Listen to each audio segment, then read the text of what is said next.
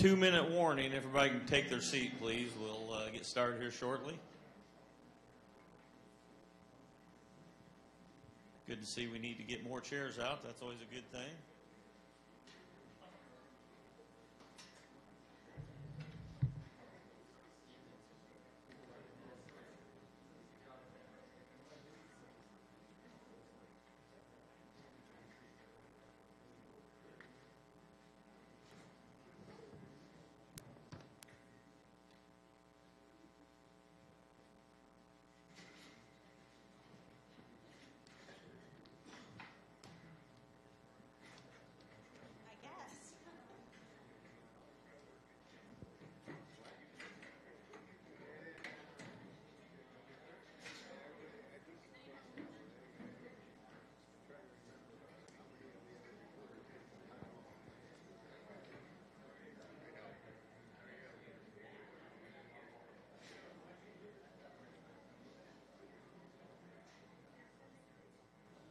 There are a couple seats up front here if anybody wants to sit by Huggins. He won't bite you.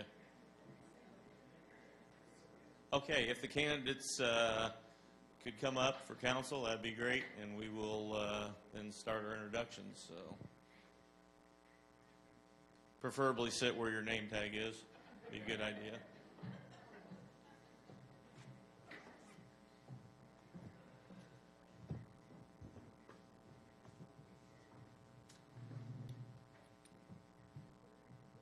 I'll apologize right up front. My voice gets a little raspy. I was down at Louisville for a couple basketball games this weekend and yelled a little bit too much, I think. But I got a little bit excited. I'll just put it that way.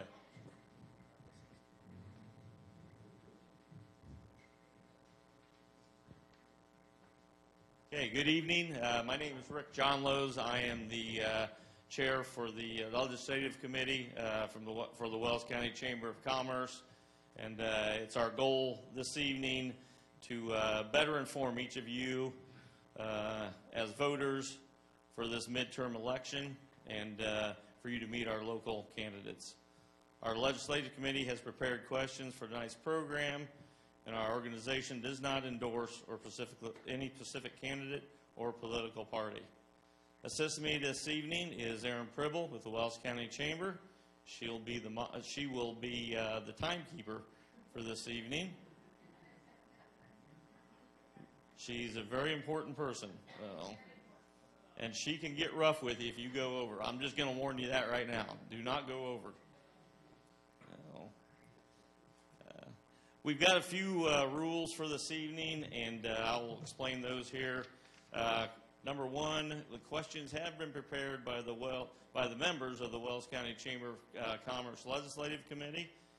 Two, no questions or dialogue will occur between candidates or the audience. Three, this is a forum for you, the candidates, to express to the general public why you are the best candidate in your race. This is not a platform for you to debate or cast aspirations at your opponent. 4, a drawing has been determined for which candidates will go first, and then we will rotate. 5, the same questions will be asked to each candidate. 6, each candidate will have 2 minutes to answer each question. The timekeeper will raise a sign at 30 seconds left to speak, and the stop sign will be allotted at the 2-minute mark as time has expired. If you go over, we will tar and feather you and put you at the courthouse square in a cage. April Fool, we will not do that. We won't tar and feather you. We might still put you in the cage, but we aren't going to tar and feather you.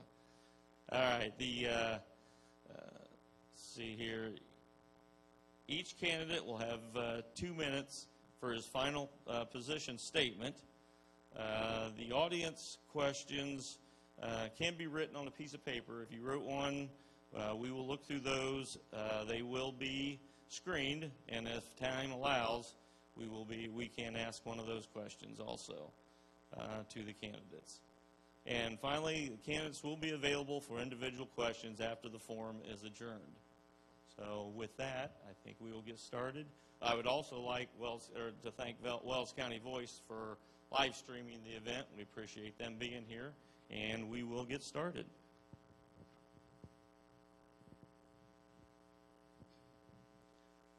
Okay, we will start with opening statements. So, Mike, if you would like to start, you've got 2 minutes. Very good. We've only got 2 minutes, so everybody hang on. My name is Mike Downey. I'm running for City Council, District Number 1. I'm not telling you guys anything you don't already know. We live in a great city. We've got a lot of great things moving forward, a lot of excitement taking place, and I very much want to be a part of that, so I would very much appreciate your vote. I think I have the experience, the vision, and the drive to help us accomplish our goals. A couple of little things about me. Number one, I worked for CenturyLink for 47 years. I started when I was 5. During that time, 39 years I spent in management. Much of that time was over here in Decatur, Indiana. Very involved with the community over there. I was on the Chamber of Commerce board and executive board for over 8 years. 2 years I was president of the board, and 2 years I was past president.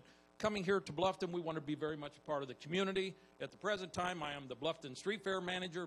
It's been a lot of work, but I've enjoyed it. It's been wonderful being part of such a historic event. Met a lot of great people. I'm on the Bluffton Now board. We've got great things moving forward there. Excited about what's taking place. Here's a few of the things, the vision and the focus that I have for the future. Number one, downtown revitalization. Essential. We've got to keep working on downtown. That's the heart of the community. We need to work diligently with our youth. How do we create avenues and opportunities for them to remain here in this area once they become adults? We're losing too many young people outside the state of Indiana. We're fortunate we've got great jobs, but jobs tend to go away, and we need to prepare ourselves for jobs of the future, may mean broadband expansion, those kind of things. Kim and I are both members of the Creative Arts Center. We enjoy being in some plays. We are fortunate in this town to have such an arts center. We need to embrace and support that even more. We've also got an outstanding parks and rec system. All of these things that we want to focus on, we've got to continue to maintain strict fiscal responsibility. We can't spend money we don't have. And I do that at home. I would do that as your councilman. That's my 2 minutes. Thank you very much.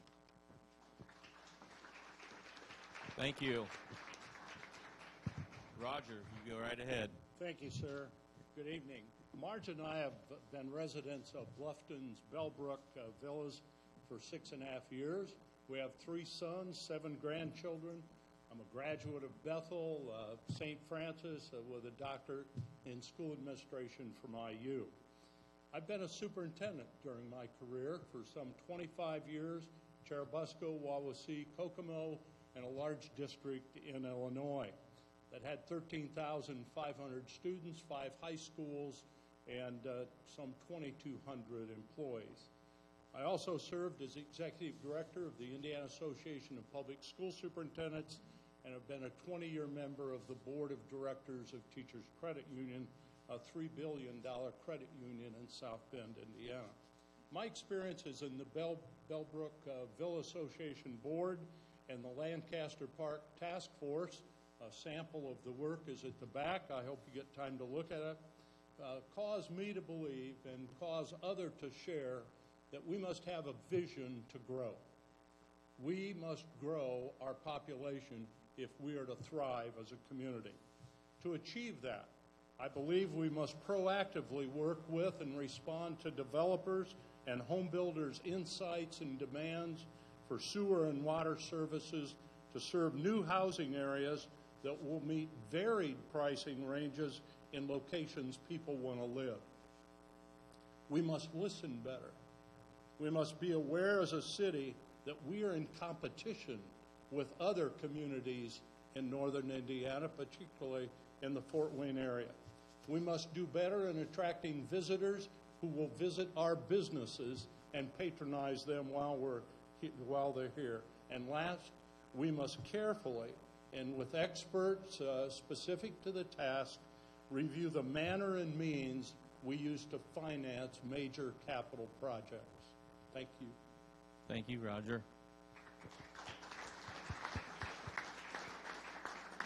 Go right ahead, Eddie. My name's Eddie Ferguson, or Ed. A lot of friends call me that. I've been in Bluffton since I was born. Short stint, Ossian for a while, then came back and moved back into Bluffton. Always had property here, but it's always been a place in my heart. Bluffton has. A lot of you know me from doing special events downtown, bringing people to town. and hoping they'll stay and spend some money here. That was all about raising funds for individuals or organizations around the area. I've always had a heart of coming back and serving the citizens of Bluffton.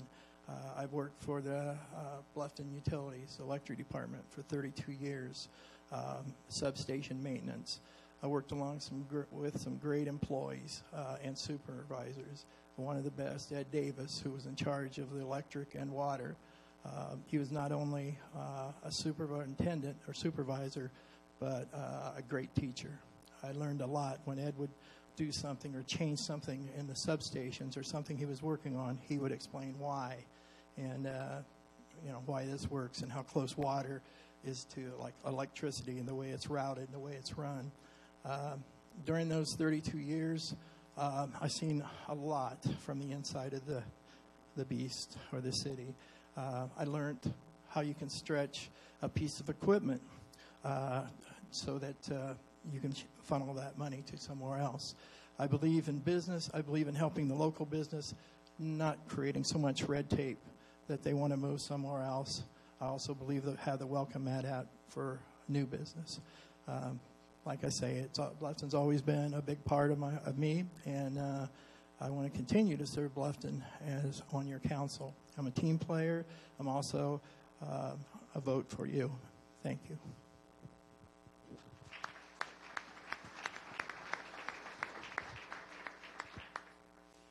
I'm Carl Perry, and the middle name is Woody. And I'll tell you, Jim Barberry gave me that name many years ago when he asked me to first run. Let's see. I'm running for city council in district number 2, and this will be my 5th term if I win. Well, I will. I've been married to Jerry, my wife, for 53 or 54 years. Wow, I wish I hadn't said that. I have one son, Jeff, his wife, Patty, and my grandson, Seth. But like I said, I'm running for city council in district number 2, and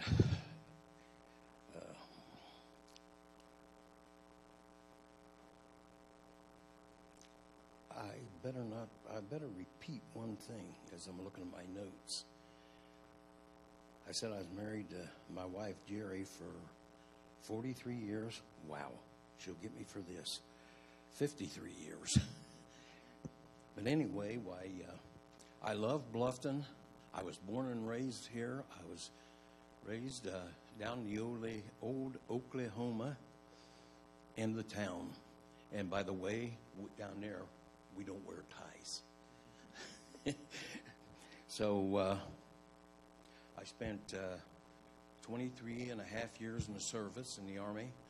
I came out as a major, went in as a private and came out as a major.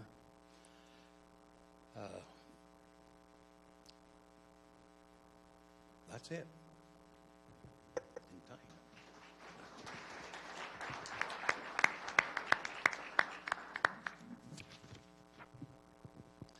Good evening. My name is Josh Hunt. I'm running for City Council District 2. When you ask, why are you running, the simple answer for me is that I've been asked to. I was asked to serve in college on student organizations. I was asked to be on our church's council. I've been asked to serve as the council president for our church. I was asked to serve as a treasurer for the youth group. I was asked to coach youth sports. I was asked to serve on Bluffton Now from the beginning. I was asked to serve on the community reinvestment program. I was asked to teach in the classrooms at the high school on developing customer service skills. I was asked to be on the Bluffton City Council. I've been even asked by a lot of people to run for mayor. Why people ask me these things in the past? Leadership, vision, passion, consistency, willingness to work with others, accountability, cooperation. For me, improving Bluffton has been a priority for a few years now. It is an exciting time in our community's history. I'm willing to take calculated risks when necessary. I'm not a radical or a big proponent of debt that is not serviceable. Something that I will demand, I got to get this paper up because I got to make sure I get this right, from this community is that we work together. Teamwork will make the community's dream work. If we can get the mayor, city council, city employees, Bluffton Now, citizens, nonprofits, business leaders, industry leaders, county, developers, schools, and everyone else all rowing in the same direction with one vision, we will work through the constraints and improve the city to its max potential. This is not a Josh Hunt thing, it's a community thing, and we will win. If I'm elected to this position, it will not be business as usual. Success is not an accident, success is actually a choice. Bluffton will be successful. How do we get there? Success is engineered. It takes a lot of spokes on a bicycle to work correctly. We need to place benchmarks and short-term, intermediate, and long-term goals in place. I am told to stop and pass.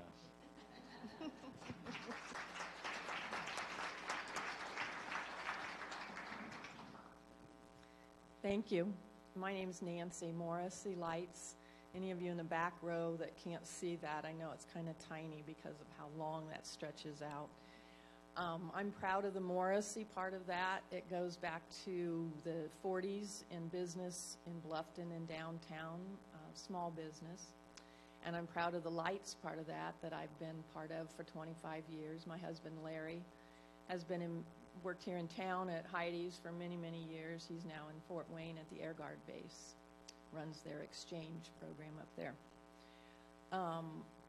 I have, like I said, been a resident here and paid my taxes here for almost 40 years. I know that seems like a long time, and it is, and I'm very proud of Bluffton, and I am very proud to have been asked to run for city council in the 2nd District.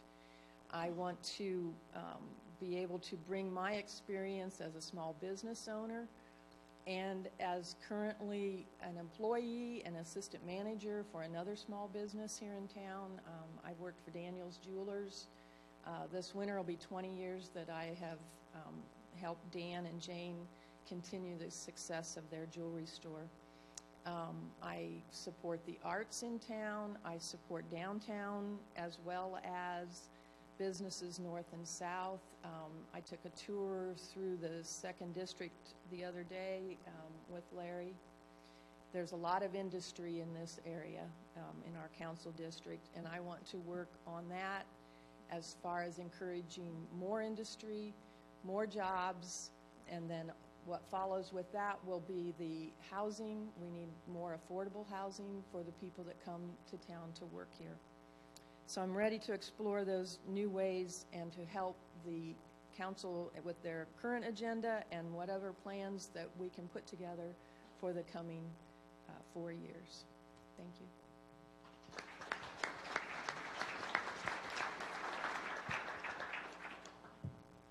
Thank you for those opening statements, and we will proceed here to the first question.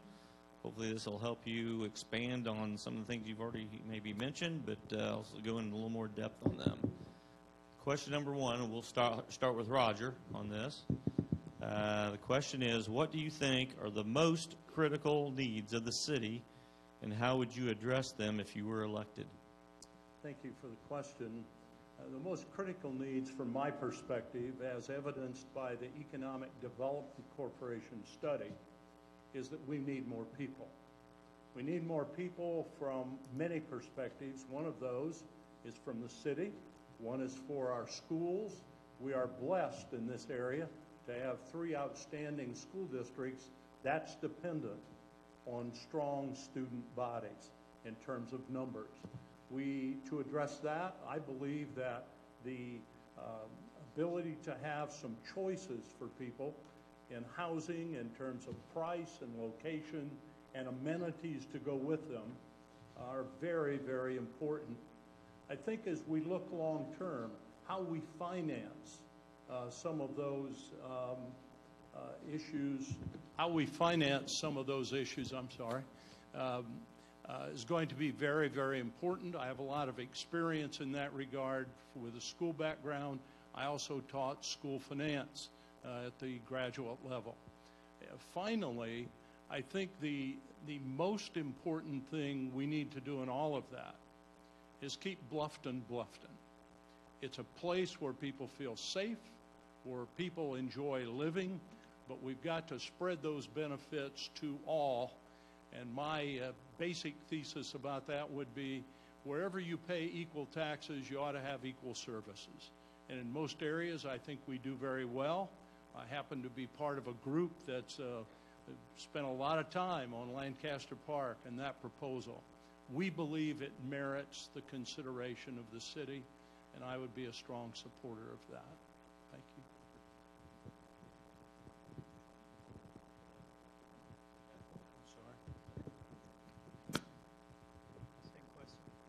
Same question. If you need me to repeat it, I sure can. What are the needs of the city, what I see? Yep. What I see as far as the needs of the city, we're working on part of that.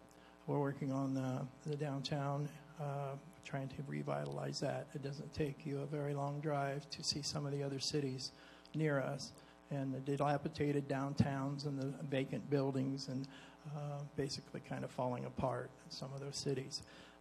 There's good people here in Bluffton that's working on some of those issues right now.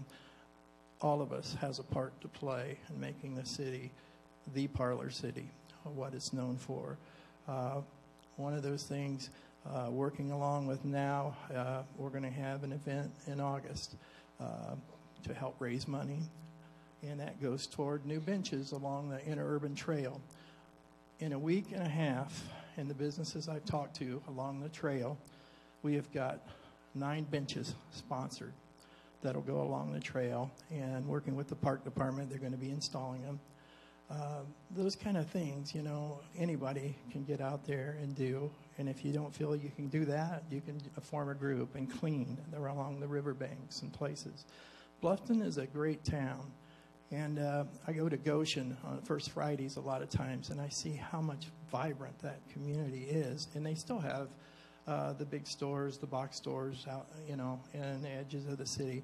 But everybody on Friday night, you can just see a flow of people heading down there, and it's a great event. And I'd like to see that in Bluffton. I think we can have that. I know something has not been addressed, and having some inside views on things. I think that we've got some infrastructure that we need to really be looking at. We've got substations that are getting old, to the point to where when we need a part, we have to check with other municipalities to see if we can get those parts. Sometimes we can't. We have to have them fabricated. You know, when we were getting so much power, I'll finish up real quick here, around the city, we had to keep building reclosers and a new substation to handle that. But anyway, I think we should look at that. Thank you. The most critical needs of the city is a new water filtration plant and an additional water storage tank north of the city. The current filtration plant is 50 years old, and when it was built, there was not much development north of the river. Today, much of the growth is north, and if we want to continue to grow, we need to be able to furnish water for that development. The engineering on a new water system is being done now. A new system is expected to be completed in 2 years. An increased sewer capacity on the north side of town. Many of the wastewater lines on the north side are full. Bigger sewers are needed. Plans for a new line from the sewage plant are being designed, and it should be done in late 2020. Housing for middle-income families.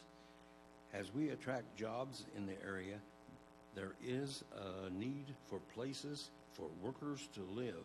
We must look for ways to encourage developers to build housing that younger families can afford.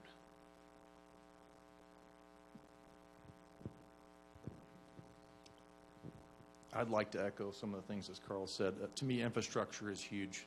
You have to have the things in place before you build it. I have builders that I know and I work with on a daily basis, and I've always heard the complaints and the concerns about why they can't do things. I want to focus on how we can. The city has been doing some things, and I'm very appreciative of that.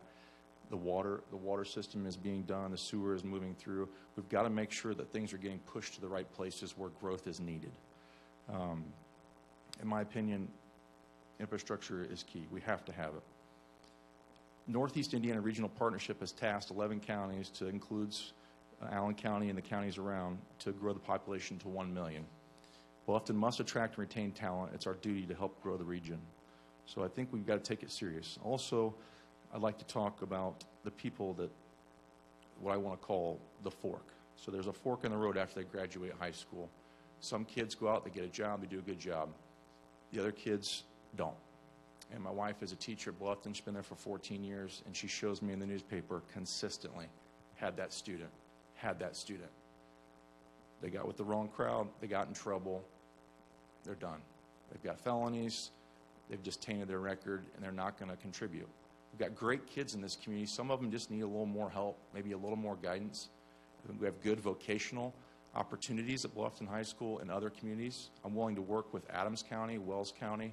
We have to work together. We've got to serve people at all levels. I love this district because I've got Lancaster Township, I've got Harrison Township, I've got Bluffton students, I've got Norwell students.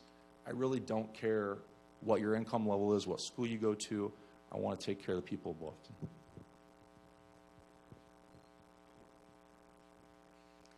Thank you. I'm going to be reiterating a lot of the things that you've been hearing, but it is so very important that that's what we address. The water system improvement, the new storage tank that's going out north, water lines being improved in the industrial area on Adams Street, as well as out south on the Harvest Road at the new water treatment plant that's going to be going in that direction. Wastewater lines that are needed, that kind of coincides with more water and more wastewater also. There's a great improvement and remodeling going to be done at Washington Park. I think our Parks Department is just doing a fabulous job. They win all kinds of state awards with the projects and the things that they put out there, which is a big thing for our community to have that kind of wonderful Parks Department to pull together a lot of the more fun aspects of what's going on in our community. As we grow in that industrial area, we don't want to forget the smaller businesses in town. We want to try and promote that. They provide jobs for people as well as the industrial jobs. There's going to be some kind of a job for somebody. We just need to make it attractive for people to want to be here and live in our city. And it also will go along with having more affordable housing for the people that are coming in and taking those jobs. Thank you.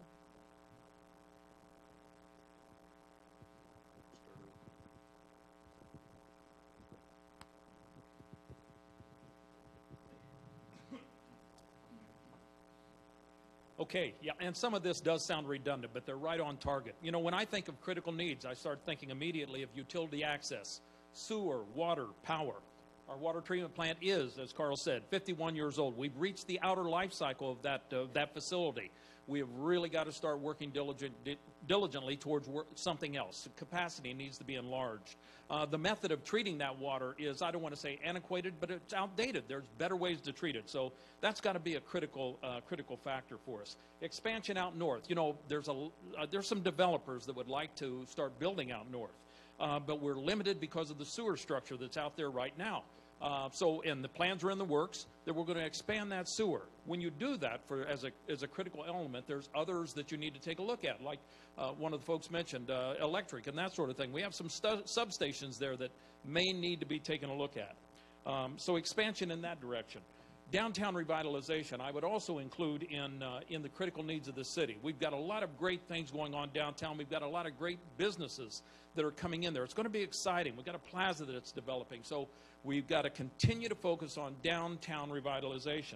And then I want to roll into critical needs also broadband, expansion and development of broadband. We're fortunate that we've got a pretty extensive fiber optic system around here.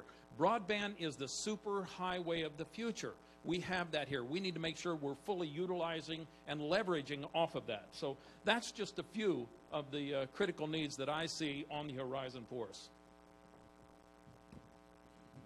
Thank you. Okay, we will go to question number 2.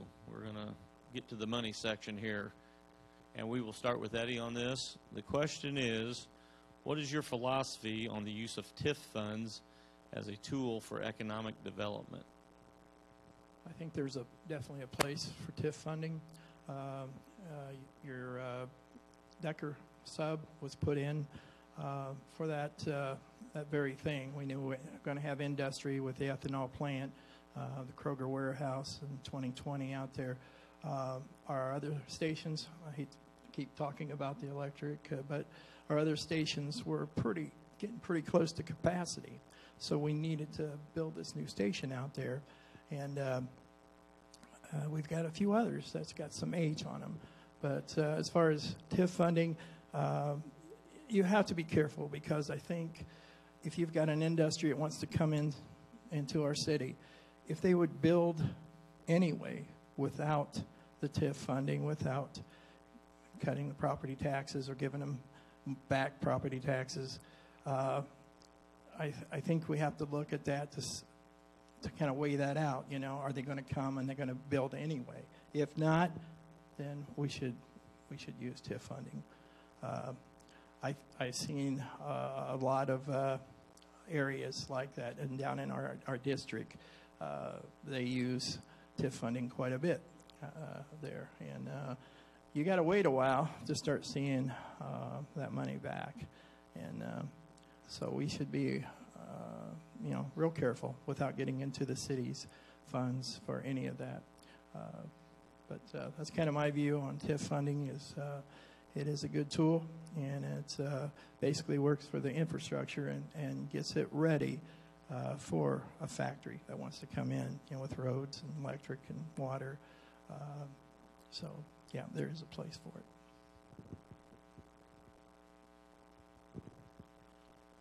The city has used all of its TIP funds for economic development. The TIP funds are property tax dollars that are collected in a spatial area. We, the city, use TIP funds to build Adams Street. That's one of them. This year, TIP funds will be used for improvements, street, water to serve businesses such as 2020, formerly Buckhorn, and the addition of a 200,000 square foot addition to the warehouse at the corner of Adams and Lancaster Streets.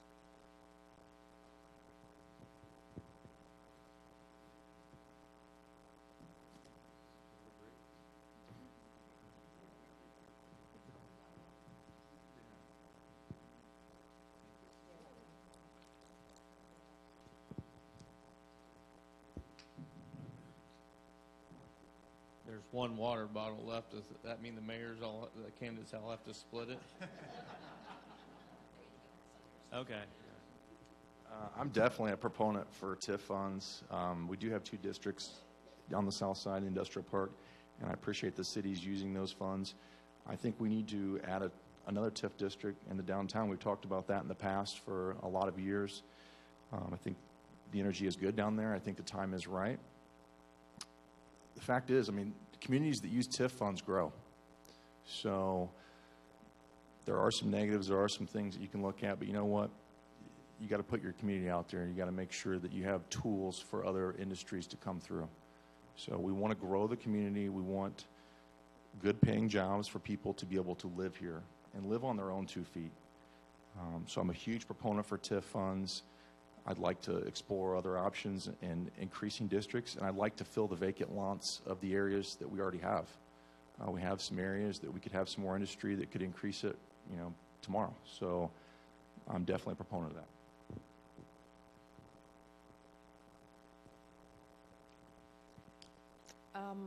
I've done a lot of research in the last couple weeks on TIF because I had no idea what in the world it was. Tax incremental funding. I think it's a great way for the city to be able to develop some of the areas that in some descriptions you'll call it a blighted area. It's a struggling neighborhood. The city is still going to collect property taxes from that particular area, the district that they set aside as a TIF district. Whatever the increase in that property value, that difference, that increment from the base value to what it rises to, goes back into that TIF district, is my understanding. So that money is just, it's almost a self-funding kind of a thing. I think that's a great idea.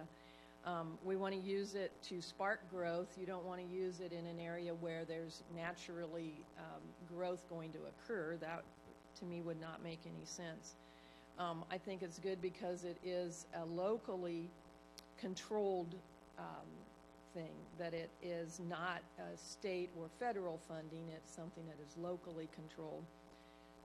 So it's sort of a, like I said, it's a self-financing kind of a way to put money into that area. I think as city officials, we need to be transparent on how that funding is used, where it's going. There is such a thing out there called a but-for test. I'm not sure if the way our city sets up the TIF districts uses that, but basically it's like I said earlier, that they would use that but-for test would be that if this project is going to happen, unless you do the TIF funding for it, that it wouldn't happen. So in all, I'm a proponent of the TIF.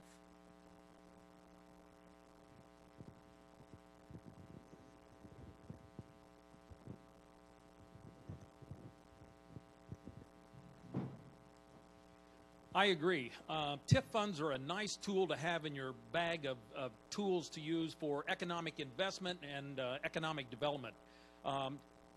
She hit on it. One of the important things about TIF funds is that you make sure that you're entirely transparent about what you're using those funds for. We've always done that. That will take place here for sure.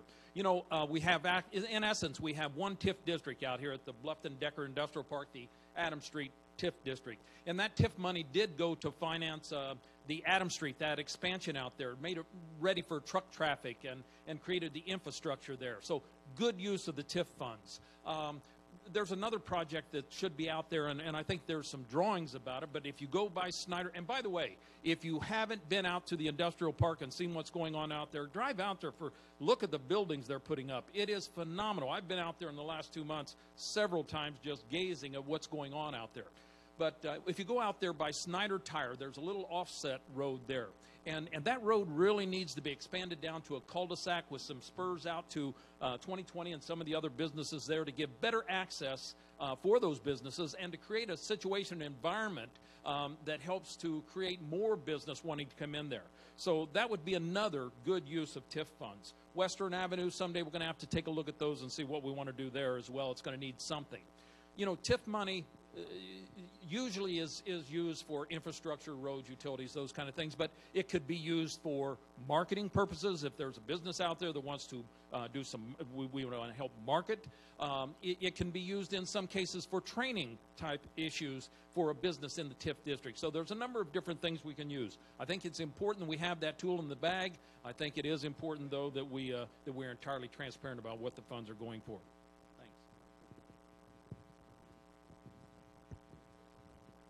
I appreciate all the comments that have been made, and I think you've been well educated about the advantages of TIF. I want to just take a moment and suggest that TIF needs to have a life cycle, however. There needs to be its birth and its use, but there's a time for it to go away. And when it begins, the funds begin to be used for purposes other than the initial design, I think we need to ask serious questions. That is, if you're not careful, and in some cities, TIFs have a perpetual life. And during those times, business, industry, for a great many cities, is a way of assisting in the financing of city costs, of operations, of streets, of police, of fire, and so on. The more people you have employed at a place, the more chance is you're going to need some of those. TIF monies, the increased responsibility put on the local taxpayer, not in the TIF district, can increase those costs to us as individuals. I favor TIFs. I think they should be well monitored. I think they should be used to attract business, industry when needed. But I think there comes a time that their life cycle, a particular one, should end. And I hope we monitor that. I, as a council member, would expect to do that. District 1 probably is not a place where TIF districts are going to be a major player, at least for the foreseeable future. However, as a District 1 councilman, I would have a vital interest in this, would be very supportive when it did the but-for test. I think that's a great term to use. I appreciate you sharing that. But at the same time, I would want to know when it was time to go away. Thank you. Okay, we will move to, Carl's up first for this question. The question is, what type of projects do you believe are appropriate to be funded with seeded dollars? Number one, 10% of our local income taxes is paid to the Wells County Chamber of Commerce.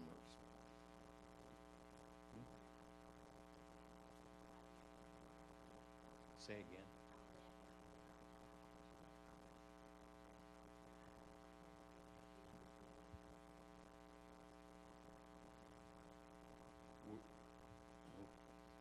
Well, I won't argue with this. This came from the mayor. Okay. Anyway, why?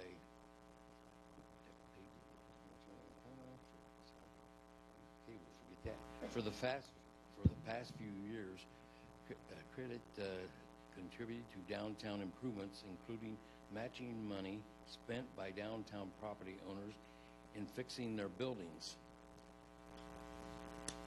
The city has 3 water storage tanks. The oldest one was built in 1947. Repair of those tanks could not wait until the water filtration plant was built. 2 of the tanks are completed and work will begin in a few weeks on the Dustman Road tank. As mentioned earlier, the sewerage capacity on the north side of town is not adequate. We have voted to use credit funds for this $3.5 million project.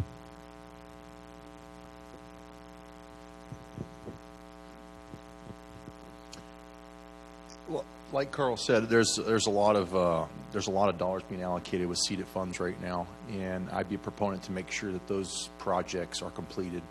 And I'd really like to see those projects and to make sure that they can handle capacity for the future, because I'm looking forward to winning this election and helping to grow this community. So I want to make sure that if we're going to spend a couple $1 million on sewer, that it's going to carry us. We don't want to do this again in 10, 15 years down the road. So I think they're great projects. I would like to see them in detail, and I want to make sure that they're done correctly and that we don't have to do them again. On some smaller notes, I really like the idea of a shared business meeting in creative space. We've talked about that for many years. I think young entrepreneurs, young professionals are important in this community. I think we need to make it easy for people to do businesses from their garage to Main Street. So startups or other business cooperations, I think, are a great idea. And I think it'd be great to get to mingle these professionals together. The whole idea of co-working is to bring the good ideas from the older people to the younger people. You know, I'm like almost the old guy now these days, it seems like. So options like 24-hour Wi-Fi, business phone access, shared printer, copier scanner, shared kitchen space, conference rooms. We've traveled to Lafayette and seen, you know, how much energy it brings when you have young people and experienced people together. I'd love to have my sales team with other sales teams, maybe even in other industries, sharing ideas. So I think we need to work together, and I think I think there's some huge projects that are important, but I think we can do some low-hanging fruit as well.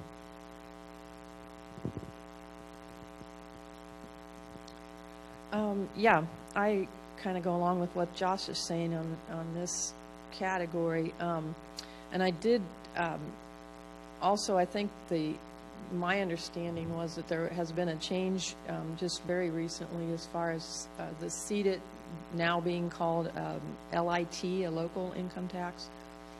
But I think it's important that the city and the economic development all kind of goes hand in hand. The city needs to provide that infrastructure to promote the development that's needed there. I think as council people, we need to be watchdogs for the people that these projects will bring a return on the investment for the community. However that return comes in, whether it's as jobs or the housing, all of those things will lead to increasing the tax base.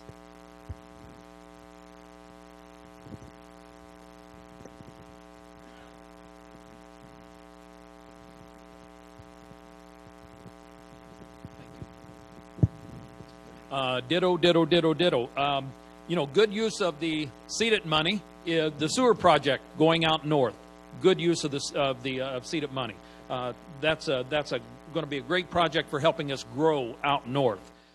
You know, the dollars spent downtown on revitalization. I think we've got a program going on. $25,000, I want to say, is the match that we will meet with other businesses downtown, and they can use that for facades, for roofing, for remodeling in general, but working on downtown revitalization. And we've set aside a certain amount of money that will match those folks, or will work with those folks on it. Another good use of seeded money, sidewalk development program. Last year, the street department put in 21 sidewalks, and it's a one-to-one type match type thing with the residents. Good program. They've already got people raising their hands saying they want to do that program again this year and step forward. So I think that is a great use of those funds. I did not realize until I started looking into it in a little more depth. Is that you know, as landlords, that sidewalk is yours, and you also have a liability there. So replacing that thing and making it up to date, I think is an essential part. And with us partnering with them, it makes it cost effective for them too. So that is great. There is a number of other things that we could do with seeded money, a little more flexible than with that type of funds than perhaps others. So anyway. Seeded monies fall into that category of we pay it but don't realize it, I think. We don't write a check for it. It just disappears when we get our check. And I think that in doing that, it's an incumbent upon city and county officials to share with the public what the goal is with that money. I am very much in favor of having a goal or a project area that everyone understands. That's what we're going to focus on. That's what we're going to do. I would hate to see those monies nickeled and dimed. I'd much prefer to see them used on major projects. I think the sewer extension, long overdue, could have been financed a number of ways. If that's the way city officials decide to do it, I'll be supportive of that as it is now. But I would be asking the question, what's the best way to finance these projects? What's the most fiscally responsible?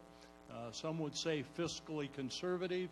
I tend to think that it's like in our households, when there's some extra money comes in, it ought to have a purpose if it's going to be spent, and we all ought to know what that is and understand it. So I favor the direction we've gone. I would like more clarity, and I would like a great deal of focus on how those monies are going to be used long term. I think the good thing about seeded funds is it's money that the city can use without taking from its coffers for special projects like the downtown revitalization. In my district, I think there's some areas that definitely could use some work. You're talking sidewalks, who used to be a sidewalk, but it's all grown up.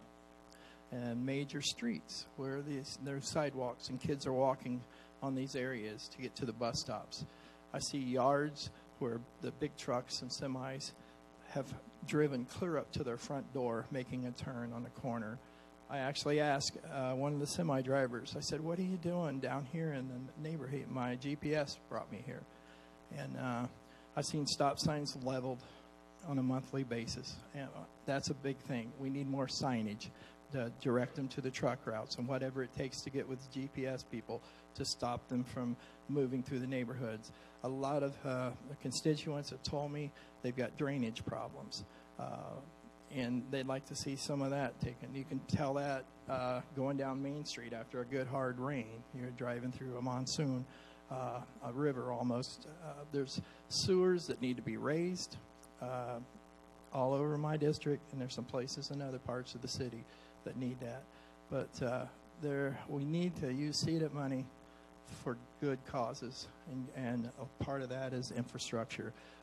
Also, making this city something that if a person drives through that's thinking about putting a factory here, that say, hey, this is a nice community. This is where I'd like to put it. Or a family driving through to say, this is where we want to move. Brochures, websites, they're great. But we want to make it when they actually get here to look like it does in the pictures. And that's it.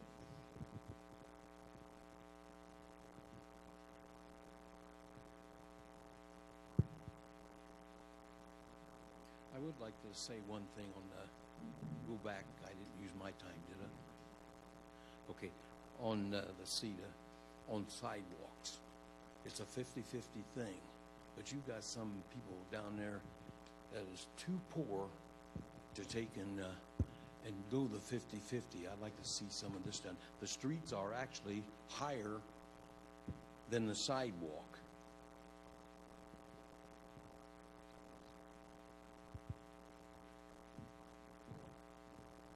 Okay, thank you. Okay.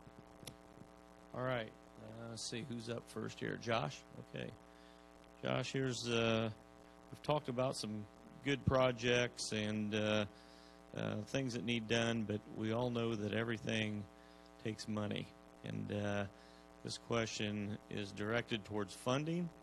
And the question is, what funding vehicles are you open to considering to achieve necessary projects in the city, and those things that have been identified as most critical? And we're just going to throw some suggestions out, but if you have others, please chime in. Options like bonds, loans, increased tax revenues, et cetera, et cetera.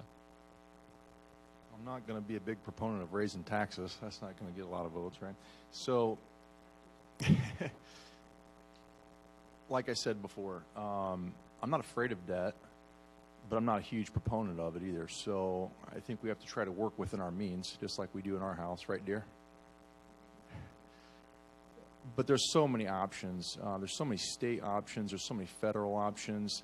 I mean, for crying out loud, there's businesses that give money they've made too much money. They set aside a fund. It's something near and dear to them. They say, you know what? Here's a piece. If you're working on this kind of project, we're a team player in it. So I really think we need to be patient and kind of look hard and talk to other communities and say, hey, this is a project we're working on. What is your opinion? Have you had this project before? Maybe we talk to the contractor and say, where did you do this project last? Go backwards. Find out, what did you guys do the last time you did this project? What was a good funding tool? I'm not big on raising taxes, but I mean, you have to spend money. So I would be conservative, but I would want to know options. And I would want to have more than two. I would want to have them laid out and then, get with the council and say, okay, what's our best option short term, intermediate, and long term? Bonds are great, but they cost money. And sometimes the interest is right. If you can have a player match, then it makes sense. So I think every situation is going to be individual that you have to look at.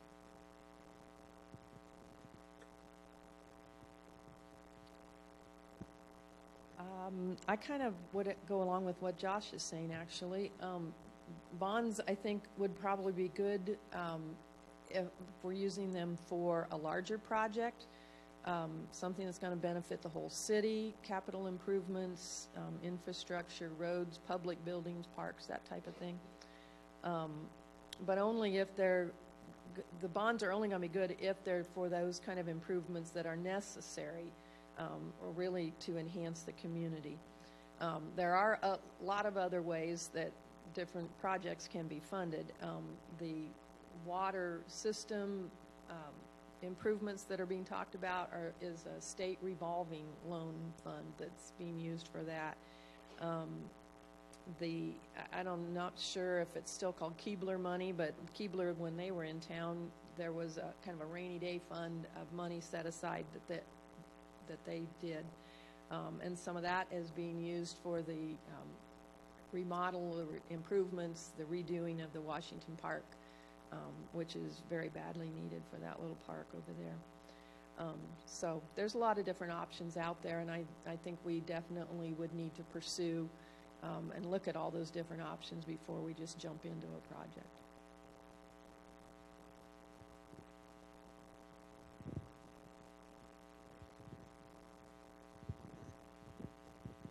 Well, I agree totally. Revolving loan funds, you know, we've been talking about that as we start thinking about the water treatment plant. Probably a best option, but there are a number of different options for how do we fund things, how do we finance things. I think part of the secret here is as we start looking forward at some of these bigger, longer-term projects, at that very moment we start thinking about and looking at what options are available to us for funding these type of things. Some of these things we don't want to think about, and I'm like Josh. My wife can tell you, I think long and hard before I spend money. If I'm going to buy a car, it takes a very long time. And I do the same thing I would do the same thing on the council with the city's money as well. And we'd look for the absolute best options. But, you know, if we think down the road, you know, there's going to be things that's going to come before us that we're going to have to really have a plan in place. I don't want this to happen. I hope it's a long way down the road. But when we think about fire and police, you know, we've got a police station over fire trucks are getting bigger and bigger, require more equipment, and police cars and need more and more apparatus to go with them and that kind of thing. Someday, we're going to have to think about long-term projects about do we build onto that police and fire station, or some communities our size are starting to have a second fire department. Now, it's not something I want to think about right now. It's not but when we start thinking long term, and then we immediately need to start thinking about how do we fund these things? What's the best way to fund it? And there are a lot of available options to us, but we want to get the right one. This is an area that I've had a lot of experience with, and I would submit to you that we must never borrow money to meet today's expenses. That is, operating expenses, the living expenses month to month in a home, are never a reason to borrow money. So money ought not to be borrowed to meet just normal expenses. On the other hand, cities and other municipalities have available to them municipal bonds. These are tax-exempt bonds approved by the government, issued at a rate just a smidgen above inflation normally. If you happen to get at a high level and you need to do the project, you can issue those bonds, but then you can refinance them or reissue them when the rate drops, so that your cost is always at a very reasonable level. In using those, you have to make certain that it does not consume your budget to the point that it impairs operation. That is, when you're buying a home, your mortgage must not be so large that it changes the level or standard of living that you want for you and your family. So I'm certainly not a proponent to go borrow all you can borrow. On the other hand, I believe that Bluffton has missed out on some great opportunities for growth and for extending these sewers and water because we've been waiting till we had more money in hand. My question is, what did we miss by doing that? We've been flat in population for over 16 years, according to the Economic Development Corporation study. The study says that is a point of harming business as well as individuals. I think we have to change that. There may need to be a need to borrow money. I think municipal bonds are something that should be looked at on every major project. I too agree with municipal bonds. I am a fiscal conservative. I think we should watch every dollar and where it goes to. I don't think we should get into the city coffers, because on our daily operation we need that money there. And if we have a storm comes through, knocks out one of our substation, causes damage that is going to be a big expense, we got to have money available for that. So I am for municipal bonds on some projects. The one thing I think we should really take a look at, if we don't take care of some of the infrastructure things right now, who's going to do it down the road? And is it going to hit us like Fort Wayne, where they have 100-year-old sewer systems, and now they're having to go through and replace those? And we've got some areas that really need to be looked at in the city that's going to have some upkeep or build a new one. And I'm talking about substations. If we have a storm comes through, we have to reroute all the power. And if we get something, we've had a station go down, and we've had to reroute power to almost capacity on some of those older stations. So things like that, I think we should exercise grants that are available. We should keep a definite look on anything that we can use as far as that goes to, if it's allotted to a certain area or a certain thing, we should exercise the use of it. And any new business that comes in, training employees, all that goes into running a city. And I think I'm for financing, but at the same time, I'm for conservative spending. So,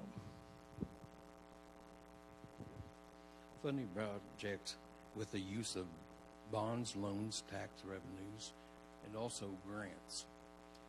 The city is in good financial shape, so we only have to borrow money for large projects. Smaller projects are paid from property taxes. We only have one bond outstanding now for the sewage project east of town. We will be issuing bonds to build the water filtration plant later this year.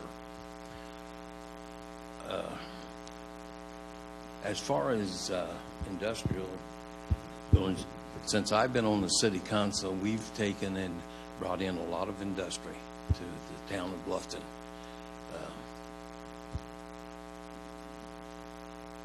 That's it.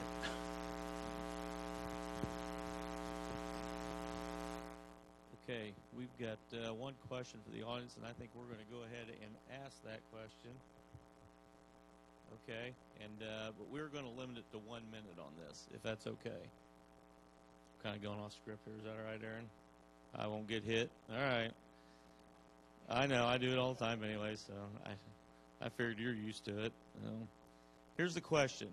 How do you see City Council's role for encouraging the quality of life aspect of the city? Well, that's a good question. How do I see City Council role as encouraging quality of life? I think it reflects in a lot of different directions. The City Council is, I guess if I would kind of put it in, when I'm doing my meditation and my workout, I always think I need to strengthen my core. That will help hold up everything else. So City Council is sort of the core of our community to me. If we can have a strong City Council, then that will promote strong industry, strong business, encourage affordable housing, and bring together all the things that we need to make a strong city.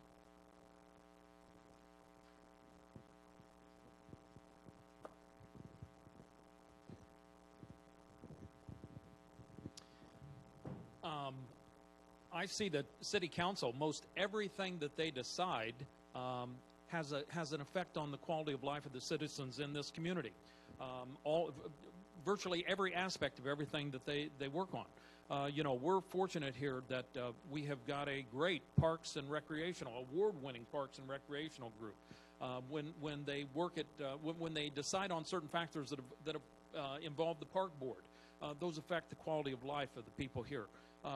When we choose funds that we're using for industry growth or downtown revitalization, all of those things coming from the city council affects the quality of life for all of us as citizens. And so we need to make sure that we're diligently paying attention to what it is being asked of us and what we're deciding to do. So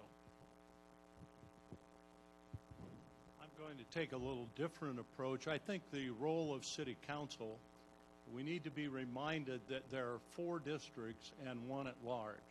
To me, that means that on a regular basis, we as individual council members who represent specific districts need to carry the needs of our area to the council and to the mayor.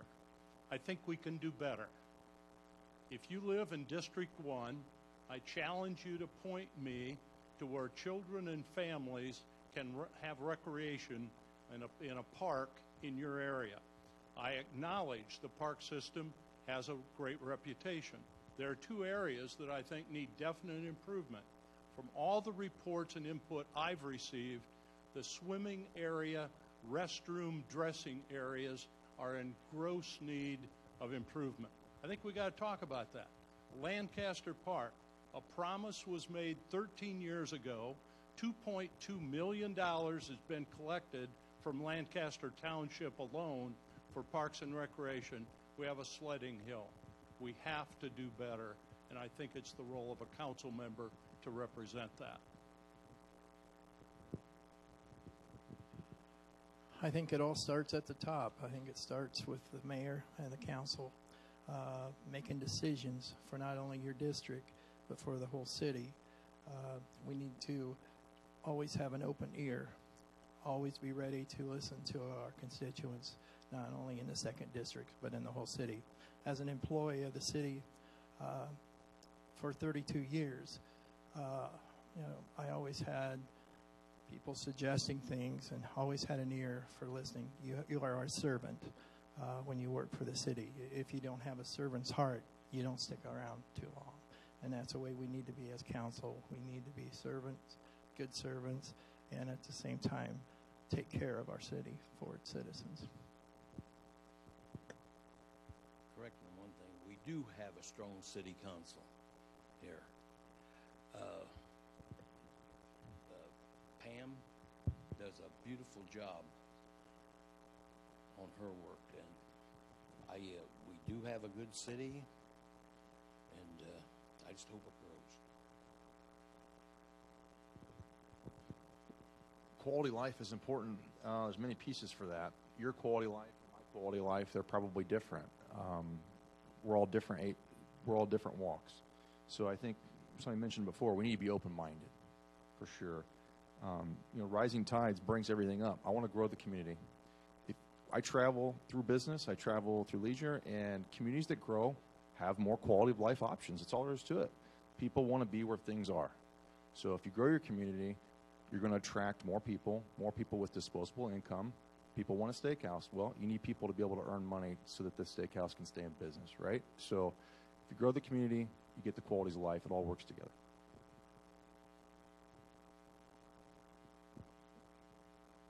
Okay. I've got one more question for each one of you. I'll give you 12 seconds to answer. No, I'm just kidding. Okay, we will now go to the closing statements. And, Mike, you want to start us off, and we'll move it right down the line. Thank you. I will. First of all, I appreciate all of you coming out. It is encouraging to see everybody here tonight and showing that enthusiasm for our local competition that's going on here, our local election. I think that's encouraging. I very much would be like to be a part of what's going on here. And I certainly would be representing District Number 1 in all aspects. I think we've got a great community here. I want to be a part of it. I want us to continue to move forward. I like to do things. I like to look for new ways of doing things. And so very much would be like to be a part of that. So thank you so much for coming out. And Would appreciate your vote. We have 2 minutes for the, thank you. Was that what you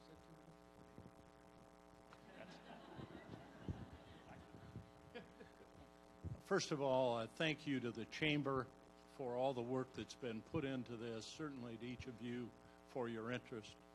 I believe that we have the luxury of having a roadmap ahead of us if we will take the time to follow it, to read it, to understand it. The study done by the Economic Development Corporation is very instructive.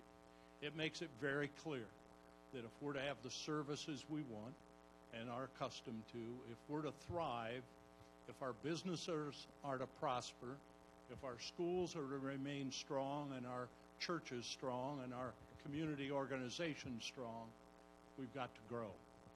I believe that anything that leads to that is very, very important. I would start with just a high quality of opportunity for home expansion in the mid-income level. Very specifically, if you want a $150,000 new home in this community up to $200,000, you probably don't have many options. We need to create those options. We also need to create fairness and equity in the amenities here. I don't want to be rude. I want to be difficult.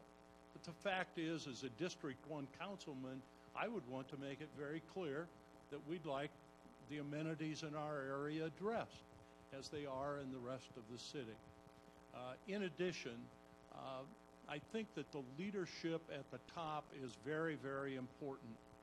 I think that proven leadership that John Wicker brings to the table merits your consideration.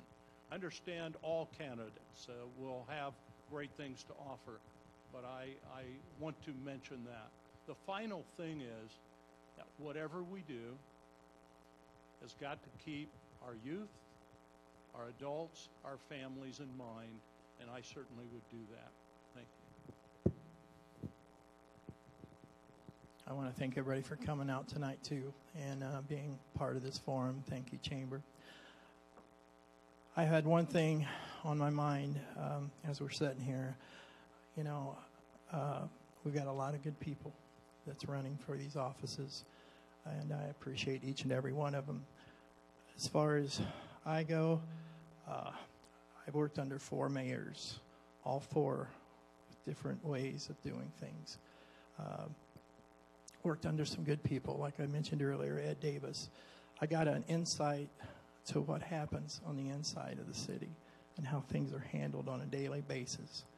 As far as my district goes, I think some of the things have been put on the back burner that I'd like to bring up and see what. I'm one voice, I'm one vote, but I'll be that voice for you and for the city if you trust me with your vote. Thank you.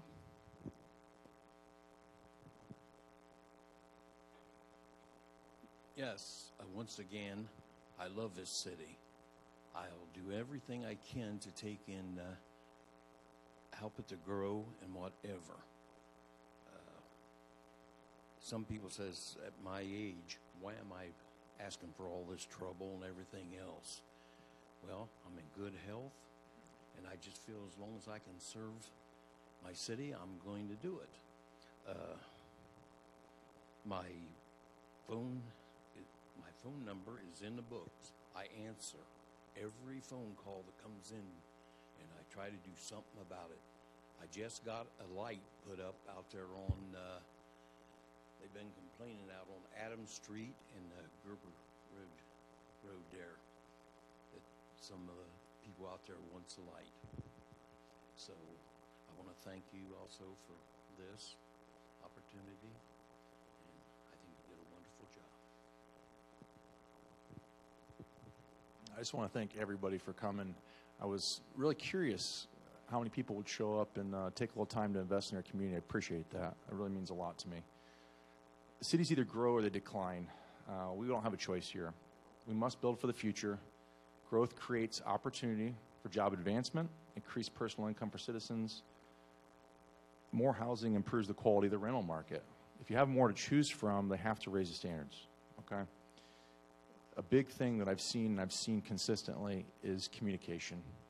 I feel like there's a lot of walls within this community, and I'd like to be the one that helps break down some of those communication barriers. I've talked with people in the past about it, and you know what? We can do better. We can do better together. There's great people in this community. We just need to work as a team. If you agree with my vision, be an advocate for Josh Hunt for City Council. Thank you, everyone, for coming out tonight. In the primary, I'm unopposed, but I'm glad I had this opportunity to be here and share some of my ideas with you. I want to support Chuck King in his run for mayor, and I hope that many of you will consider that your vote also. But as far as District 2 goes, I feel like I can bring maybe a fresh perspective to the voice for District 2. I want to be fiscally responsible. We've talked about building the infrastructure. We want to be attractive. We want to have more affordable housing. These are all things that are very important to the city, not only just District 2, but in my case, I will focus on District 2. So I thank you again for coming. I'm glad to see such a good turnout tonight. Thank you, candidates, very much. And we will take a short break here, like, 3 minutes and 25 seconds or something? And 22 seconds. Okay. We will get the mayor candidates up. Thank you.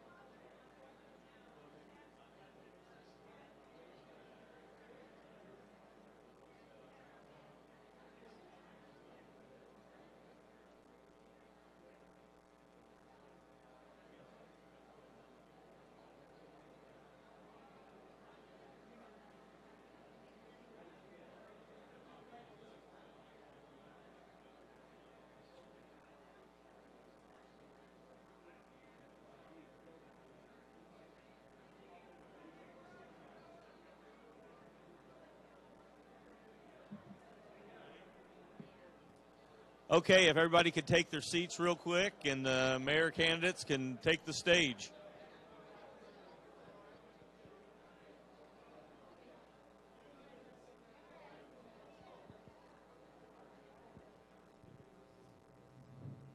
I think we were told that 9 o'clock is exit time. If we don't make 9 o'clock, I heard the news banner's buying pizza and bringing it in or something. Is that right?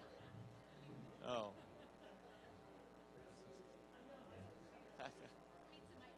Oh, yeah.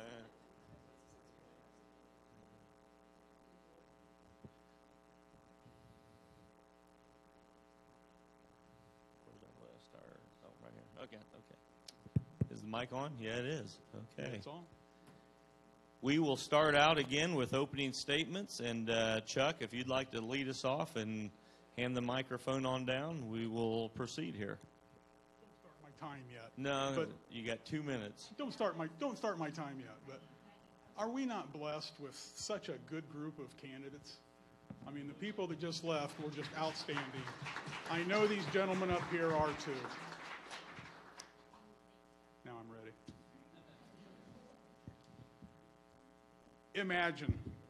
Just imagine Bluffton, the parlor city, continuing to grow and prosper with new sewer improvements to the north, a new housing to follow, a totally remodeled Washington Park, new features at Lancaster Park, a new water distribution filtration plant, a new water tower north of town, a new Parlor City Plaza downtown. But how do we get there?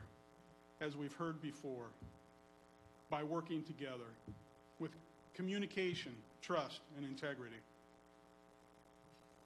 We should not be thinking in the terms of Bluffton Lancaster versus Bluffton Harrison, because we all live in the Parlor City.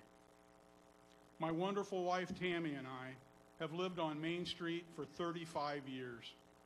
We also love Bluffton, as we've heard before. Our home is 120 years old.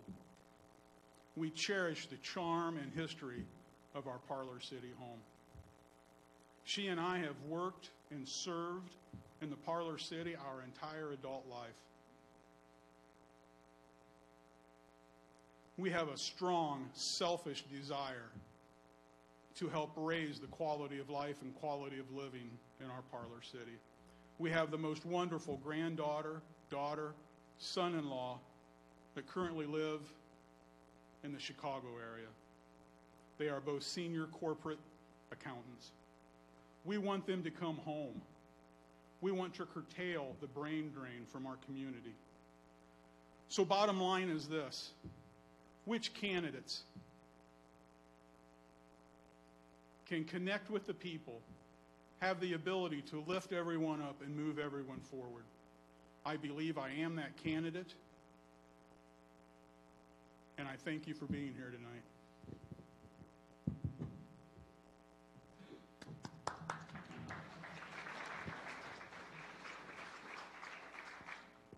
Thank you for being here. Election 2019, the city of Bluffton has a job opening, mayor. And I'm asking you to consider hiring me to serve as your mayor.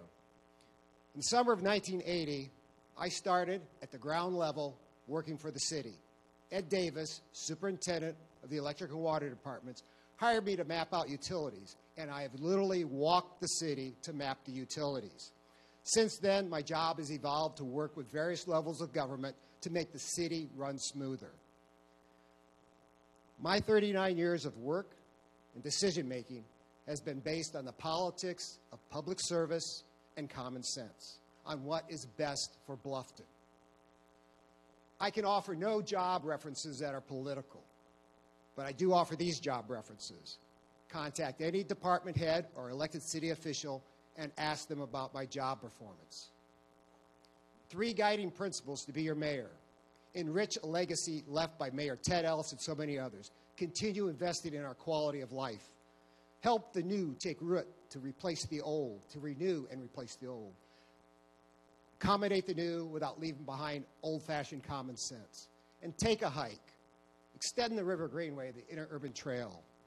For the first time in over 2 decades, the city of Bluffton has the opportunity to exercise what our founding fathers envisioned, the democratic process of ordinary citizens campaigning to be elected to serve their communities in our Republican form of government. So please visit my Facebook page, Douglas Sugling for Mayor, and the Facebook pages for all the other good folks have chosen to take the time and courage to ask for your vote to serve you. Thank you.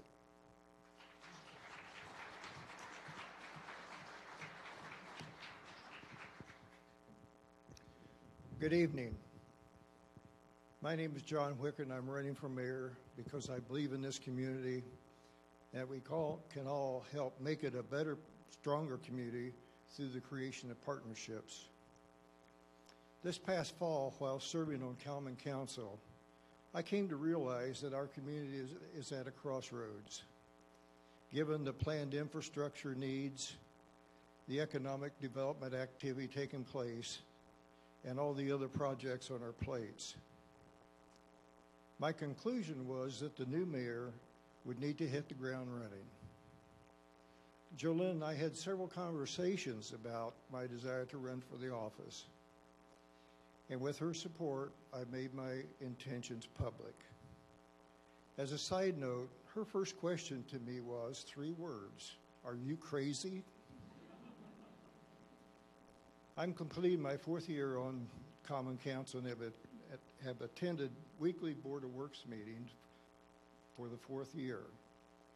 We are fortunate to have a dedicated group of city employees who have a great work ethic and are committed to keeping us safe and things operating smoothly. Bluffton has been very good to Jolynn and me. We both have been involved in making our community a better place to live, work, and raise a family through our own volunteer efforts. I feel I have the passion, determination, experience, and energy to make this transition as smooth as possible. I don't believe these traits have an age limitation.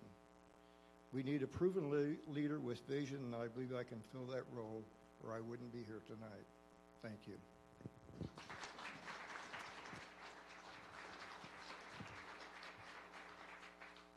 Thank you for those opening comments. Now we will move to the question section, and we will start with Doug on this question.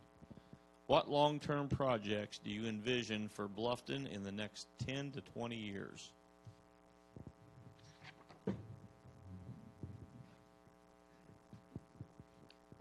Continue creating a place folks want to call home, to locate a business here, to live here, to be here. Based on 39 years of working with the city and based on my ongoing relationships with city departments, top priority is maintain and upgrade our reliable and durable infrastructure of streets, electric grid, water lines, and sanitary and storm lines. This is the foundation on which we have built and continue to build the quality of life we call Bluffton. Continue working with and promoting Bluffton Now and private business initiatives to revitalize our downtown. Engage the Wabash River and create more open green space in the floodplain, as I've helped do with Pickett's Run and the 150 acres of reforested bottomland by the White Bridge. Extend the River Greenway to the old Bluffton Cemetery and finish developing the 10-acre open green space around the old cemetery, which Mayor Ellis and I have been working on since 2007. Extend the interurban trail to the site of the former Lancaster School and develop, if feasible, a community park on that 18-acre site. 2 very complex projects that I've been involved with, invested a lot of effort toward since they started together in 2006. My vision as mayor is inclusive. I want this community to believe we have the opportunity to express and promote our ideas, to assess if our community wants to pursue those ideas, and then to realize those ideas. And sustaining a safe and secure place to call home allows for energy to be devoted to pursuing and realizing those ideas. Thank you.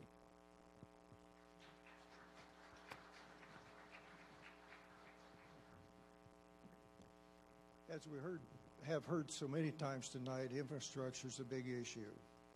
A couple of real specific solutions that I would like to set forth. One is to have a planned replacement of water mains. The city, believe it or not, has 64 miles of water mains. What I would like to see is a planned project where we would replace 2% of those miles each year. That comes out to about 1.28 miles. So over a period of 50 years, we're in essence replacing our whole system. Now we've got the water mains identified. The question is, what's the oldest? Well, the folks in the front line can pretty well tell you where the problem areas are, and that's the beginning. But I think it's a commitment like that we really need to do some preventive maintenance rather than waiting until a main breaks. Another thing that we dearly need is another substation. If we had an industry come to town that required a heavy electric load, we would be in trouble.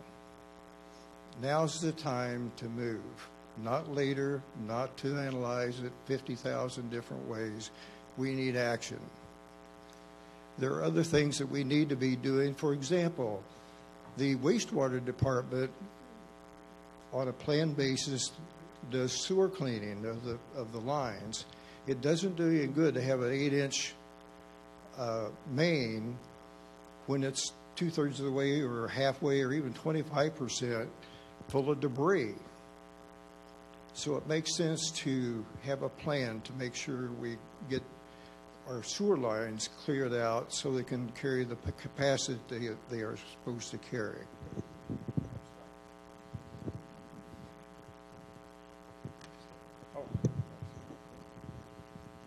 Oh, that's right. Priorities long term. Keep beating this dead horse here. Public services, infrastructure improvement, sewage, streets, water. Let's add a new one. Safe current housing, especially downtown. New construction housing. Our recent growth and housing report tells us we have to grow. We have to build affordable housing. But now I'm going to take a different twist here. My priorities, one of them close to my heart. Tackle the brownfield that we have at Oak and Washington Streets, the former Red Cross manufacturing property. The time has come. I would like to see community leaders, possibly a public-private partnership, help tackle this scab on our city. It is a heavy lift project, but I truly believe, let us start, put one foot in front of the other, and improve that area. Another issue. We need to double down on this scourge of opioids and drugs in our community. It is such a drain on our schools and public safety officers. We need to do more. We can do more to support our local profit and non-profit organizations to battle this disease, like CADA, Citizens Against Drug Abuse, the Group's Recovery Office, Park Center, and our churches. Many of our churches have organizations embedded in them that meet monthly and meet weekly. I really, truly believe that we need to help support them further more than what we are now. Thank you.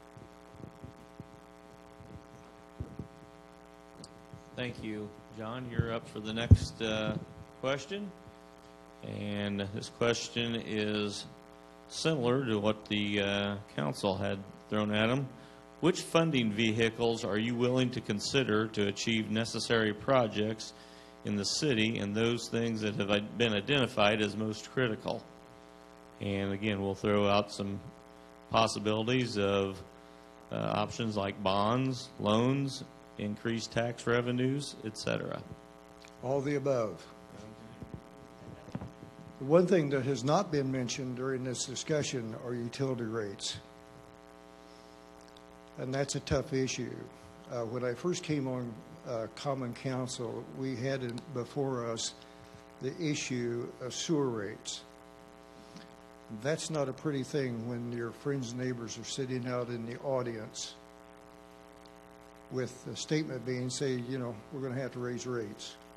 We talked about the $14 million water filtration plant. Well, guess what? As we speak, Umball Company is revising our water rates. It's just part of it. That's part of living in a city and having clean drinking water when you want it. And sometimes we think that, oh, somebody else is going to pay for this. That's not the case. One of the things that I remember back years ago, sitting in Paul Rife's office, he had a plaque on his wall that said, "Happiness is a positive cash flow." That applies to business, it applies to us individually, and it applies to the city. And sometimes that cash flow is hard to come by. The last thing you want to do is raise taxes, and the last thing I want to see is to raise utility rates, but sometimes we don't have a choice. So with that, we need to use all of the opportunities we have for financing. There's not a one-size-fits-all.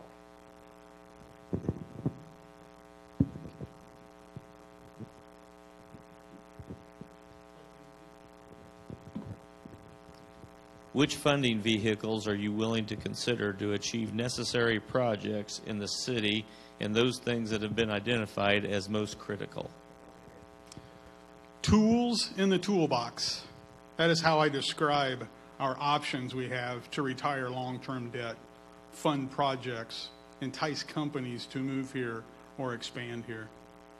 Tools including municipal bonds, low-interest loans from the Indiana Finance Authority, primarily revolving fund loans. TIFs, tax increment financing. I'm a proponent of TIFs, especially the TIF inside of a TIF bonding. Tax abatements, tax credits, grants, local and state. The majority of our general funds come from property taxes and income taxes.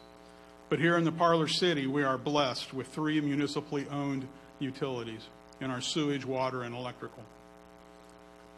These are consumer fee driven, and revenue from the users is an appropriate mechanism to satisfy long-term debt. It is also totally appropriate to use our seeded funds. Project coordinators, engineers, and municipal consultants, such as Baker Tilly, formerly Umball and Associates, research and advise best practices on which tools to use. Those are the consultants I would use. Thank you.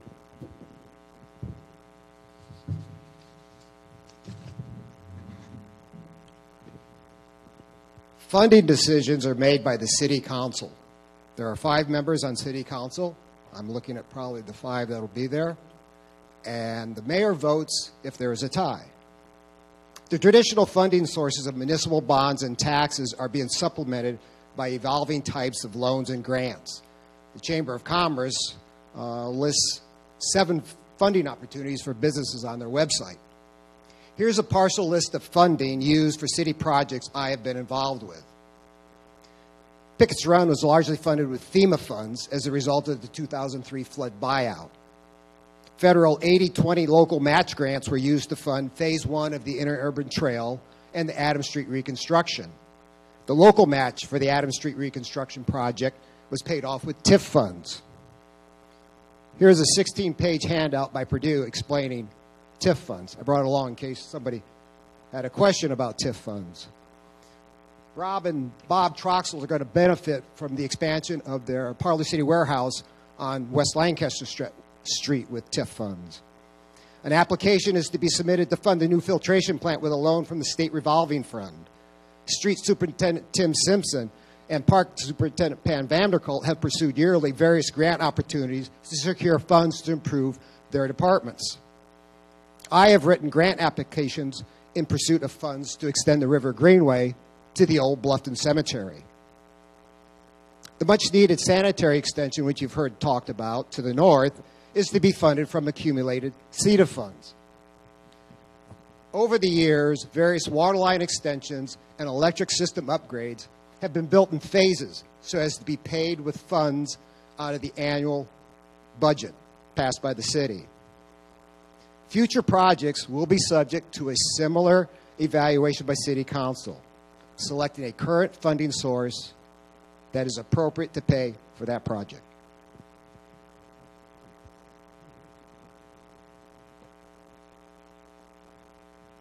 Thank you. Chuck? Okay, Chuck, you're up first on this question. As you likely know, workforce availability and increased population are key areas of need to support our business community and is a key initiative throughout Northeast Indiana. In what ways do you believe that Bluffton can make increased efforts to attract and retain talent? Efforts to attract and retain talent. I have had the pleasure the last several years. I have worked on many projects with our Economic Development Office, Chad and Diane, our Chamber of Commerce Office, Aaron and Sarah. These people are driven to improve the city, towns, and county. They are the professionals in this field. I will continue to assist, listen, and work hard to help them help us. I know Chad has worked diligently on many fronts to engage our schools and high school students in marketing, robotics, and manufacturing. I totally encourage and endorse this work and have helped where I can. I'm also excited to be a part of a couple other activities. We are looking to fund a tourism and visitors office to concentrate on the marketing, advertising, and communicate what the Parlor City and Wells County has to offer. Also, a task force working on the Wells County trails to improve and enhance the trails we now have, but more importantly, to extend our interurban trail to Lancaster Park and beyond. Quality of place and quality of life. These are the words we hear. Several of us have, as Josh has mentioned, have traveled. Community and school and government leaders have traveled to Wabash, Lafayette, and Fort Wayne recently to learn best practices, what works, what doesn't. And we have brought those ideas back here, and we are implementing them. Thank you.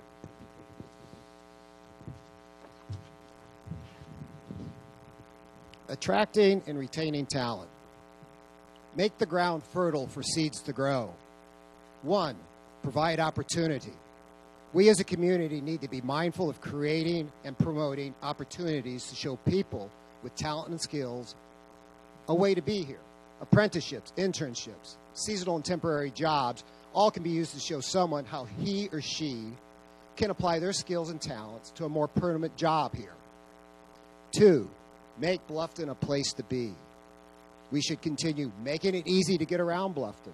Continue retaining and attracting businesses that provide what we need. Continue revitalizing the downtown, engaging the Wabash River, and developing open green spaces that offer folks an enjoyable place to be. 3, keep things economical and dependable. Continue upgrading a very dependable utility and street infrastructure network while keeping the customers' monthly usage rates low. And the best way to avoid costly spikes in utility costs is to practice intelligent preventative maintenance and to avoid crisis management. John and I, we all agree on that. Paying a livable wage is always one way to attract and retain talent. But even more so, as a community, we should be able to share ideas, whether we use them or not. And we should have a sense that we are serving this community and are part of this community. In my 39 years of working with the city, a sense of serving and being a part of this community has been how we have operated, especially under Mayor Ted Ellis. And I, as mayor, will continue to emphasize that way of life. I have an 8-page, 5-year plan based on my ongoing relationships with department heads and the various people of the active citizens of Bluffton. Be glad to share it with you, and I'll try to get on my Facebook page as I can. Thank you.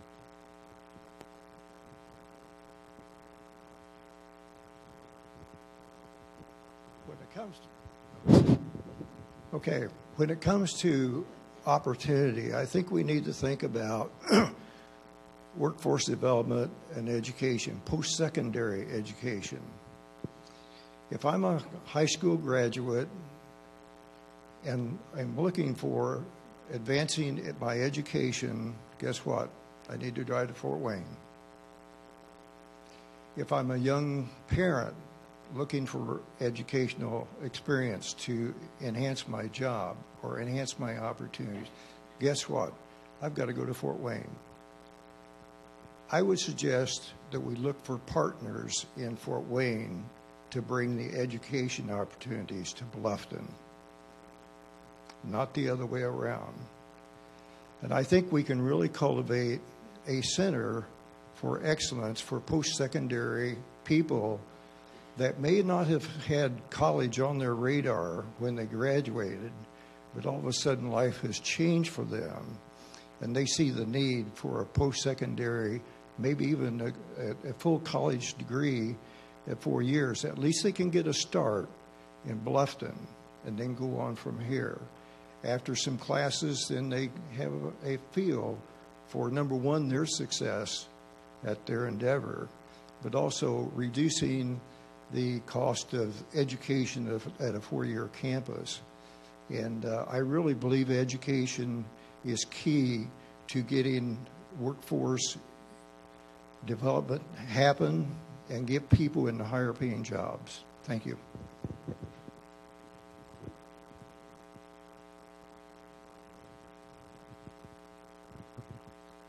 Okay, we've got a audience question here. You're lucky because I was going to ask you something, but I'll hold off. So, the question: who's up first, Doug? Okay, Doug. Question's for you. How much has been said about downtown? Oh, much has been said, yeah, about downtown and north. What about the south portion of the city, particularly affordable homes and business options?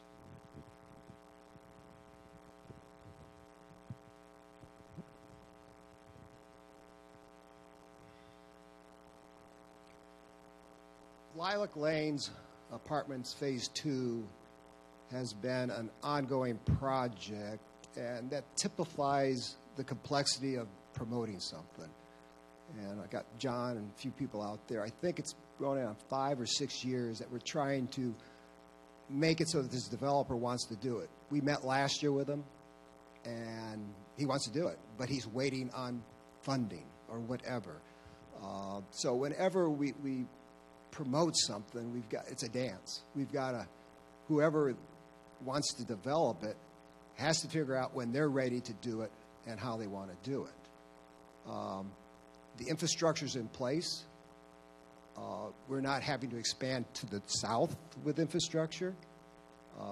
There's a parcel of land for sale in the southeast corner of Wayne and 116. But again, we're working with them to make sure it's developable. But the way the city requires things to happen doesn't necessarily agree with every developer. So we've got to do this dance with them. The South is not being forgotten. It's just, and Chad and Aaron do a great job of promoting, and they can show, and they can address that. But you can show them the sites. But if it's not what they want, if they say we want to go north, then that's where they go. But it's not being forgotten. Like I said, the Lilac Lane Phase 2 project illustrates in a nutshell kind of some of the things that John's alluded to in his talks about things.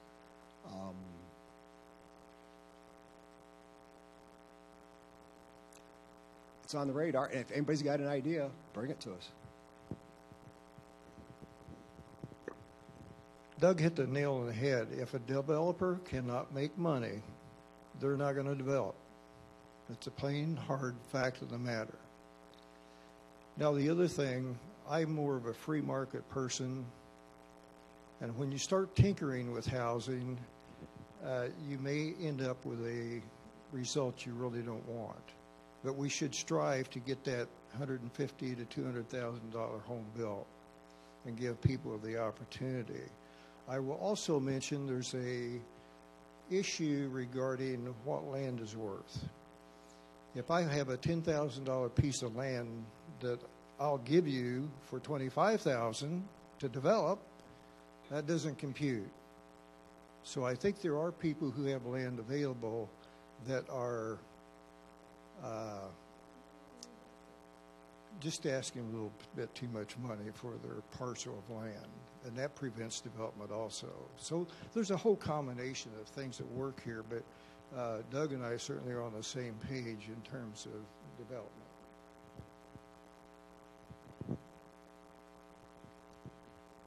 As you hear, as you see, it's a perplexing problem for the South. I truly believed, and I was a proponent of the restructuring, remodeling of State Road 1 South. Obviously, with the improvements to the highway, we become a safer community south of town. But I did not see the improvements, the advancements that I thought would be there. It truly is perplexing. But here again, that's not cause to keep pushing, keep working, keep putting one foot in front of the other, to keep trying to find the solution to that problem. Thank you. Okay, John, you will start off with our closing statements here.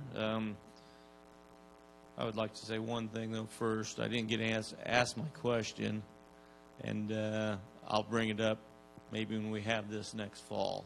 So, but be thinking about this. I just want to know how you're going to feel about following a legend like Mayor Ted Ellis.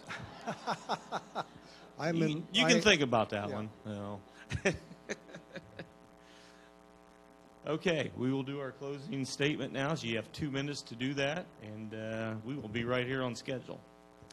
Thank you, and I thank all of you for coming. There are some things that I want to bring up tonight that are important to me in looking down the road if I should become mayor. One of people. How many of you live in Harrison Township or Lancaster Township? Could you raise your hand for me, please? Okay, a bunch of you. Did you know that the Bluffton Fire Department is short 7 part-time on-call firefighters? They can't get them recruited. The police department is facing somewhat the same situation. The police department needed another officer not too long ago. They had 6 applicants. 3 of them were immediately thrown off the list for a variety of reasons. But my point is, we have some opportunities on the personnel side in the city on getting people hired, particularly for public safety. It's a real issue. I have a personal opinion that the police department is suffering from the national media's bashing of law enforcement that I find very offensive myself. And I think we need to do something about that to help both the fire department and the police department recruit good people. Good people are the key to the success of any organization. It's the people in the trenches day in and day out. The city's no different than any other business. And I truly appreciate all of you city employees sitting out there, because I do see some.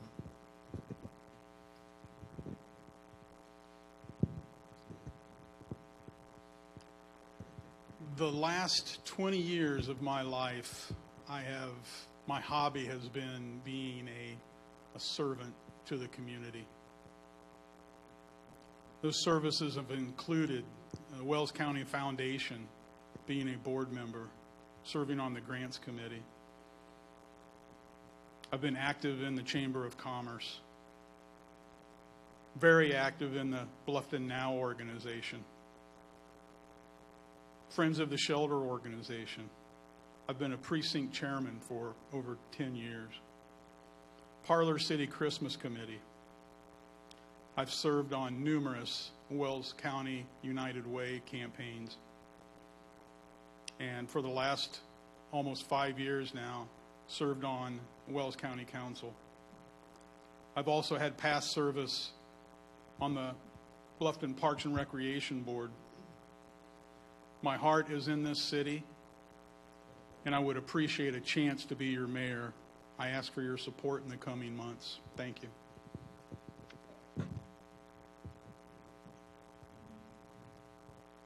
Thank you for being here. You have 3 quality candidates to hire to be your mayor. For 39 years, mostly under Ted Ellis, my job was to make the mayor the best possible he could be. That's what I offer you, 39 years of work with the city to put that in the mayor's office. And my job would be, if I'm not, to make either one of these guys the best possible mayor.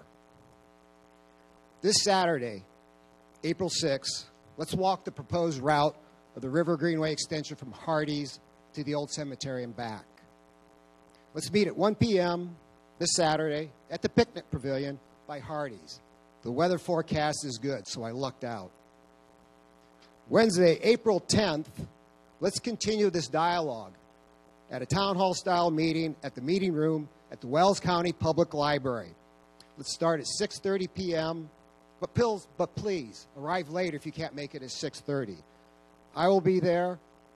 John and Chuck have been invited, and John and Chuck plan to be at the walk this Saturday. So you can get all 3 of us. Any of the other candidates are free to show up and engage the walk.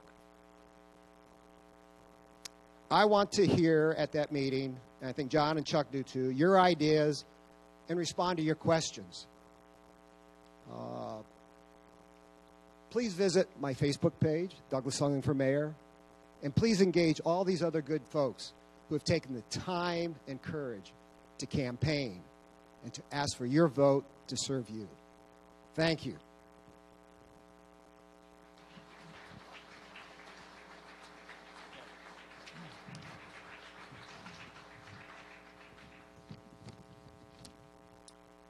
Okay, that was a great meeting here tonight. I don't live in Bluffton. I'm a farm boy. I live out in Lancaster Township, so I don't get a vote anyways. But, I still call Bluffton my hometown, and it's important what happens here. And I guess more than anything, I'm encouraged at the quality of candidates we've got and the opportunity that we've got to elect whoever. I mean, that's what's great about America. We've got our free choice. And, I feel comfortable with any one of these 3 guys running the city and with the council, that are going to be elected. I mean, that's a great feeling. We're very fortunate, I think, to have quality people running, and I hope we don't take that for granted. So that's my little spiel as a farm boy. But the city is the hub, and if everything's working good here, it's kind of like a spiral all the way out around. So that's great. Thanks to the Wells County Voice again for being here and streaming it. What's that? Yeah, so we will have another forum in the fall. So whoever prevails here from the primaries, we will do all this over again and have some fun again to pick their brain and see what they're thinking. And, I'm sure all of them will learn a little bit between now and then. So we will we'll see what's happening there. Anything else I'm missing, Aaron? Okay. Great evening. Thank you for coming, and have a safe trip home.